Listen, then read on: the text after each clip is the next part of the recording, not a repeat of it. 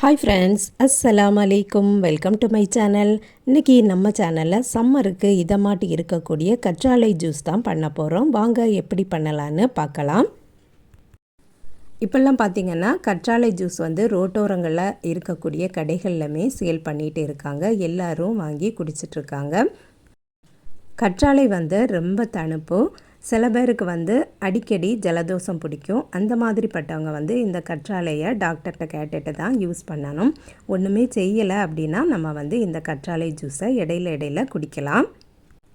இது எங்கள் வீட்டு மொட்டை மாடியில் நிற்கிது. அதனால தான் நிறைய நிற்கிது அப்படின்னு சொல்லிட்டு ஜூஸ் போடலாம் அப்படின்ட்டு ஒரு லீஃப் தான் நான் பறிச்சிருக்கேன். இந்த ஒரு லீஃபில் சைடில் முள் இருக்கும். அதை ஒரு உருளைக்கிழங்குலாம் சீவக்கூடியதை வச்சு நல்லா சீவி எடுத்துட்டு மேலே இருக்கக்கூடிய அந்த தோலையும் அப்படியே நைஃபை வச்சு கட் பண்ணிவிட்டு உள்ளே ஜெல் இருக்கும், இந்த வெள்ளரிக்காய் மாதிரி இருக்கும். அதை ஒரு ஸ்பூன் வச்சு அப்படியே வலித்து எடுத்துட்டிங்கன்னா அழகாக ஸ்லைஸாக வந்துடும். அதை 7 மட்டும் நல்லா வாஷ் பண்ணணும். வாஷ் பண்ணினதுக்கப்புறமா தான் நம்ம ஜூஸ் போட ஸ்டார்ட் பண்ணணும்.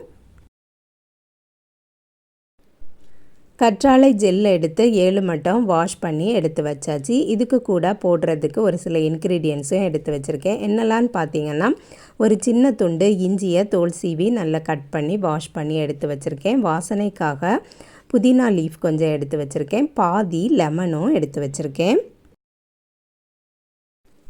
இது எல்லாத்தையும் இப்போ நம்ம மிக்சர் ஜாரில் சேர்க்க போகிறோம். புதினா லீஃப் சேர்த்தாச்சு, இஞ்சி கட் பண்ணி வச்சுருந்ததையும் சேர்த்தாச்சு.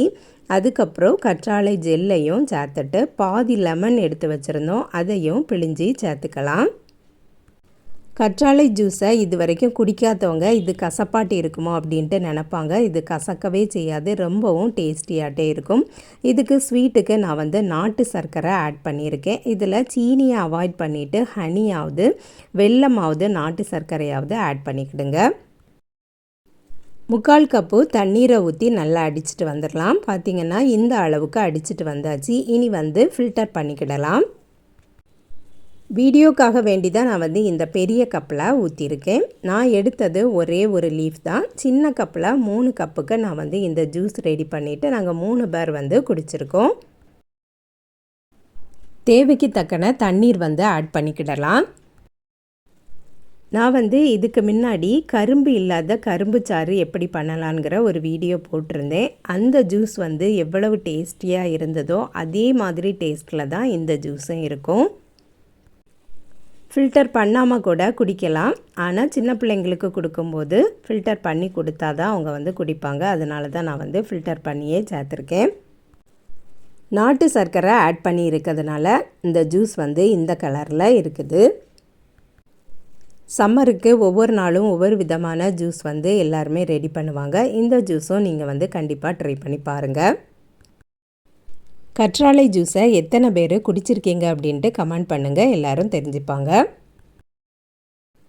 கற்றாழை ஃபேஸுக்கு முடி வளர்கிறதுக்கு, அதுக்கப்புறம் கர்ப்பப்பை சம்மந்தமான பிரச்சனைகளுக்கு, இப்படி நிறைய விதமான நோய்களுக்கு நல்லது. ஆனால் அளவாக தான் நம்ம யூஸ் பண்ணணும். ஒன்றும் செய்யாது அப்படின்னு நினச்சிங்கன்னா நீங்கள் தாராளமாக இந்த ஜூஸை ட்ரை பண்ணலாம். அவ்வளவுதான், ஜூஸ் ரெடி ஆகிட்டு நீங்களும் இதே மாதிரியே ட்ரை பண்ணி பாருங்கள். ஃப்ரெண்ட்ஸ், இந்த வீடியோ பிடிச்சிருந்தால் லைக் பண்ணுங்கள், ஷேர் பண்ணுங்கள். நம்ம சேனலை இது வரைக்கும் சப்ஸ்கிரைப் பண்ணலைன்னா சப்ஸ்கிரைப் பண்ணிடுங்க. நெக்ஸ்ட் வீடியோவில் வேறு ஒரு ரெசிபியில் சந்திக்கிறேன். அஸ்ஸலாமு அலைக்கும்.